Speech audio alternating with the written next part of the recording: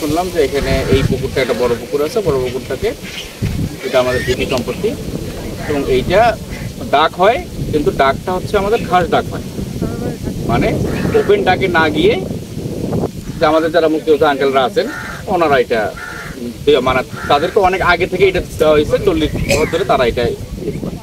এরপর আমার কাছে অভিযোগ আসা শুরু করলো যে আপনাদের এই যে পুকুরের পাড় নিয়ে, পুকুরের পাড় দিয়ে আমাদের যেহেতু এখানে ফুলবাড়ি পৌরসভার প্রধান কবরস্থান এখানে, এটা অনেকেই আমাকে বলছে, কিন্তু আমাদের যেটা মূল টার্গেট আমরা একটা গাইড হল দেবো, গাইড হল তার পাশে হবে, এবং গাইড হলের যে গ্যাপটা থাকবে ওইটা আমরা মাটি বা বালুতে ভরাট করে দেবো, যেন ফার্দার আমাদের ভাঙনের কোনো শিকার না হয় কবরস্থান বা ঈদগাহ।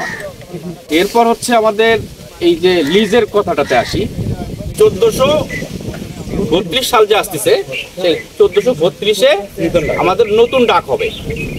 হ্যাঁ, এখন আমাদের কথা হচ্ছে সেটা আমরা তো এখন কি বলবো যে রাষ্ট্রের কর্মচারী, এখন ঘটনা হচ্ছে আমাদেরকে এই ডাকে আপনারা সবাই অংশগ্রহণ করতে পারবেন, কিন্তু আপনারা অংশগ্রহণ করে আমাদেরকে যে সরকারি যে মানে এখানে যে নির্ধারিত যে মূল্য এর উপরে যিনি ডাক দিবে যেটাতে সরকারের লাভ হবে সেই টাকাটা তো আমরা নেব। এখন মনে করেন যে আঙ্কেলরা যদি ডাক দেয় ওকে, আপনারা যদি ডাক দেন ওকে, আঙ্কেল যদি ডাক দেয় ওকে, যিনি সর্বোচ্চ দরদাতা তাকে আমরা পুকুরটা লিজ দেবো হিসাবে।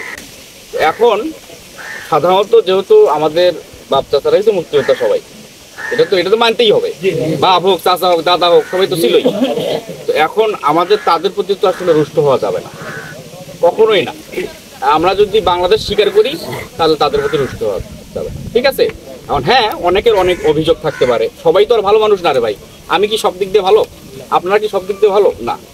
এখন ওনারা যেহেতু জিনিসটা ওইটা অনেকদিন ধরে আছে, ওনারাও যদি রাজি থাকেন, আপনারাও এটা প্রস্তাব উত্থাপন করলেন, আমরা না হয় এটা সবাই মিলে একটা মানে আমাদের ইউনো স্যার আছেন এখানে, ইউনো স্যার আছে বা ডিজি স্যারের পরামর্শ নিয়ে আমরা যদি এমন হয় যে ওপেন ডাকে আপনারা যাতে ইচ্ছুক সবাই, তাহলে আমরা ওপেন ডাক দিয়ে দেবো। উপরে সংস্কার করার জন্য, সৌন্দর্য বৃদ্ধির জন্য কবরস্থানের উপরে যে আগাছাগুলো আছে এগুলো কেটে ফেলা উচিত। এটা আমরা স্থানীয়ভাবে আমরা করতে যাচ্ছি, আপনারা অনুমতি দিলে আমরা করব। আর এই কানাহার জলকর ওপেনিং যদি ডাক হয় সেই ব্যবস্থাটা আপনারা করবেন, ডাকে সবাই আমরা অংশগ্রহণ করবো, এখানে আমি অংশগ্রহণ করবো, আরও পানি প্রবেশ করবে, এইটা দরকার আমাদের। আমরা চাই যে এই যে স্থাপনাটা আছে কবরস্থান বা ঈদগাহ মাঠ বা সব কিছু, এই জায়গাটা মুক্তিযোদ্ধাদের অধীনে না থেকে সেটা যদি সাধারণ জনতার মাধ্যমে যদি সেটা এসিডেন্ট থাক বা ইউনো মহোদয় থাক তার সভাপতিত্বে এবং যা ফুলবাড়ি গণ্যমান্য ব্যক্তিবর্গের সমন্বয়ে, ছাত্রদের সমন্বয়ে যদি একটা কমিটি গঠন করা হয়, সেই কমিটির দ্বারা আপনার লিজের যে বিষয়টা থাকে সেটা করে যেন এটার যেন উন্নয়ন করা হয়। এটা দীর্ঘদিন থেকে হতে আসছে। আমাদেরকে আগে সাইন্টিফিকলি বুঝতে হবে যেটা কেন হচ্ছে, কেন পাড় ভাঙতেছে, কেন আজকে ঘাটের এই অবস্থা, কেন ঘাটের উন্নয়ন হলো না এতদিন, এইটা আমাদেরকে বুঝতে হবে। আজকে ধার ভাঙ্গন হতে আজকে যেখানে যতটুকু ছিল বাড়তি আছে, এই বাড়তি থাকাতে কাদের সুবিধা? এখানে যারা মাছ চাষ করে, যারা এখান থেকে টাকা ইনকাম করে, যারা করে তাদের সুবিধা, জনগণের কিন্তু সুবিধা না, জনগণের ক্ষতি হচ্ছে। এবং লিজে যে পুরো টাকাটা যেটা আসবে, ঠিক আছে, সেটা পুরোটাই কবরস্থানের জন্য এবং ঈদগাহ জন্য ব্যয় করা হবে। এটা আমাদের দাবি, এটা আমাদের দাবি না, টাকাটা ছাত্র জনতা না, এটা আমাদের পরিবারবাসীর দাবি। সংস্কারের জন্য ব্যয় করা হবে।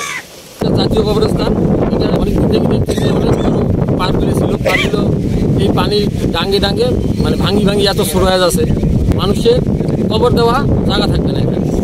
তো আমি আমাদের যে প্রশাসন আছে তাদের দৃষ্টি যে বলতেছি, তারা যেন খুব দ্রুতই এটা সংস্কার করার চিন্তা ভাবনা করে। এখানে এই পুকুরটা যে কবরস্থান আছে ওই সাইডে, এই সাইডে এখানে আমাদের বাপদাতা আত্মীয় স্বজন এই এলাকার, আমার বাবা মা এরা এখানে শুয়ে আছে, ভাই এরা এখানে শুয়ে আছে। এই কবরস্থানটা আমরা তখনই আমি চিন্তা করলাম যে এটাকে একটা সুন্দর জায়গা কিভাবে করা যায়, পুকুরটা তো সংস্কার করলাম। এটা আমাদের পরিকল্পনা, আমরা কবরস্থান বাঁচাতে চাই, এই কবরস্থানকে একটা সুন্দর পরিবেশের তৈরি করতে চাই, যাতে করে কবরস্থানে এলে যেন কবরস্থান শুধু মনে না হয়, যেন মনে হয় যে আমরা ফুলের বাগিচায় বা একটা বাগানে আসছি। যেমন আমরা কোথায় গেছিলাম, সীতাবগঞ্জ যে দেখে আমরা ওইটারই উপরে আমরা কাজ করতে চাই। তো প্রথমে পুকুরটা বাঁচাতে হবে, এবং পুকুরে যেহেতু কবরগুলো ভেঙে যা করতেছে তা আমাদের কবর বাঁচাতে হবে, আর পুকুরটাকে চারিদিকে সংস্কার করে উন্নয়ন করে এটাকে রক্ষা করতে হবে, যাতে করে এটা না ভাঙে এবং এটা যেন আমাদের কোনো বিড়ম্বনা তৈরি না। আমাদের মনে হয় একটা সিস্টেমের মধ্যে আনা যায় আর কি। যেমন ধরেন যে এখানে কবরস্থানের এই যে যেমন বনানীতে আছে বা আছে, এন্ট্রি করতে হবে, এন্ট্রি করে পৌরসভার নলেজে থাকতে হবে, তার রেজিস্টার থাকতে হবে, এখানে একজন কেয়ারটেকার থাকবে, আর কবর খোঁড়ার জন্য প্রফেশনাল লোক থাকবে, ওরা আসে বলবে যে আমার কবর খুঁড়ে দেন।